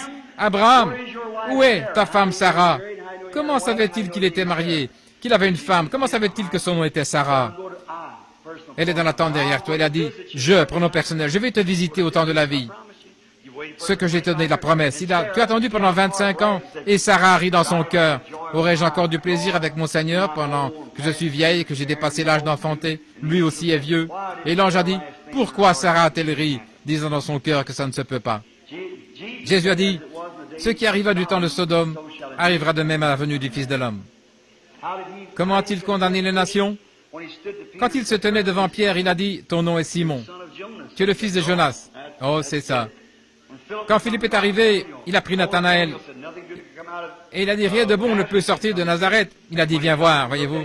Quand il est arrivé, il a regardé, il a dit, voici un Israélite dans lequel il n'y a point de fraude. Il a dit, rabbin, rabbi, comment as-tu connu? Avant que Philippe t'appelle, quand tu étais sous l'arbre, je t'ai vu. Il est passé par la Samarie. Là, c'était les Juifs, maintenant les Samaritains, pas les gentils. Nous n'entendions pas de Messie, nous étions des païens adorant des idoles. Il n'a pas accompli cela devant les gentils, mais puisqu'il l'a fait devant les Juifs et les Samaritains, il n'y a que 3 races, les gens de Sem, Cam et Japhet. Puisqu'il a fait cela devant la Samaritaine, il lui a dit, donne-moi à boire. Elle a dit, ce n'est pas la coutume que toi, juif, tu demandes à une femme samaritaine une pareille chose. Mais si tu connaissais celui à qui tu parles, va chercher ton mari. Je n'ai point de mari. C'est vrai, tu en as eu 5. Elle a dit, Seigneur, je perçois que tu es prophète. Eh bien, nous savons, de bons enseignants dans notre pays, sans Samarie, nous savons que quand le Messie viendra, c'est ce qu'il fera. Mais toi, qui es-tu? Il a dit, je le suis. Elle est entrée dans la ville, elle a dit, venez voir un homme qui m'a dit ce que j'ai fait. Ne serait-ce pas le Messie? Et la Bible dit qu'ils ont cru qu'il était le Messie par ce qu'il avait dit à la femme. Elle savait plus au sujet de Dieu que la moitié des prédicateurs d'Hollywood. C'est vrai, dans son état. En effet, elle avait été formée par le Saint-Esprit. Vous y voilà. Il est Dieu, il est toujours Dieu. Il l'est certainement. Regardez là dans l'arbre ce matin-là. Zachée allait se cacher à sa vue. Quand il est passé par là, il s'est arrêté, il a dit, Zachée, descends. Je vais chez toi pour dîner. L'aveugle Bartimée qui le toucha là. Toi, fils de David, aie pitié. Cela a arrêté Jésus malgré tout ce vacarme. Voyez, il a reconnu cela. Regardez la femme qui a touché son vêtement et puis s'est assise là. Qui m'a touché? Pierre l'a repris en disant, pourquoi dire une pareille chose? Les gens ici, ils te serrent la main, ils t'appellent Rabbi, pourquoi dis-tu une pareille chose? Et il a dit, mais je me suis senti faible, la vertu, la force m'a quitté. Il a regardé aux alentours, il a vu la petite femme qui avait fait cela, il a dit, ta foi t'a sauvé, ta perte de sang s'est arrêtée. Il a promis cette même chose à la fin de l'âge des gentils. Combien croient cela? Il a promis dans la Bible. Maintenant, tient-il ses promesses? Je vous demande de le croire. Amen. C'est ainsi que je sais qu'il est ici. Le croyez-vous? Ayez simplement foi et ne doutez pas. Croyez-le. La Bible dit, si vous pouvez croire, est-ce vrai? Croyez au Seigneur Jésus-Christ.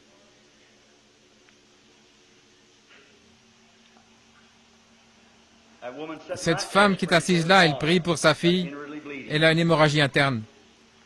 Croyez-vous de tout votre cœur? Très bien. Vous pouvez recevoir ce que vous avez demandé. Je ne connais pas cette personne, je ne l'ai jamais vue de ma vie. Croyez-vous de tout votre cœur? Juste derrière, là au fond, ne voyez-vous pas? Cette lumière, elle est au-dessus d'une femme de couleur qui est assise à la dernière rangée là. Elle porte une robe bleuâtre et une espèce de collier rouge-blanc. Elle prie pour un beau frère qui a le cancer. C'est ainsi dit le Seigneur. Tenez-vous debout là-bas, madame, quiconque j'ai appelé. C'est vrai, n'est-ce pas? Qu'il vous soit fait selon votre foi. Je n'ai jamais vu cette femme de ma vie. Je lève la main, je ne l'ai jamais vue. Croyez-vous qu'il est ici? Qu'a-t-elle fait? Elle a touché quelque chose. Je tourne mon dos. Vous direz, vous les regardez, c'est de la psychologie. Écoutez, croyez. Que le Seigneur Dieu se manifeste lui-même comme Dieu. Maintenant, je vois un homme debout devant moi. Je viens de parler, et qui que ce soit, cet homme souffre d'une maladie de cœur. Il est en costume sombre, avec une espèce de petite cravate colorée. C'est un petit homme. Est-il encore debout? Son nom est Coates. Croyez de tout votre cœur et vous recevez votre guérison. Si vous croyez de tout votre cœur, que Dieu vous bénisse.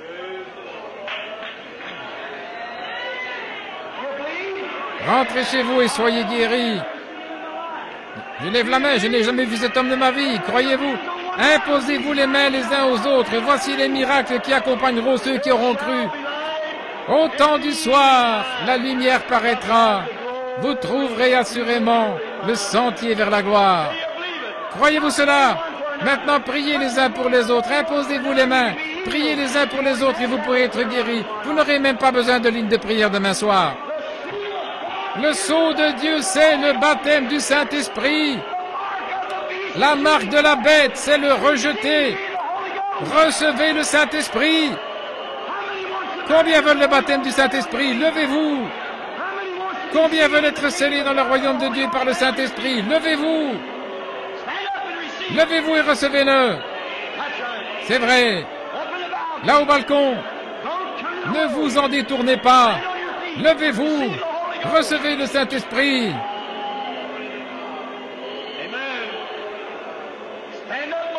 Levez-vous et croyez.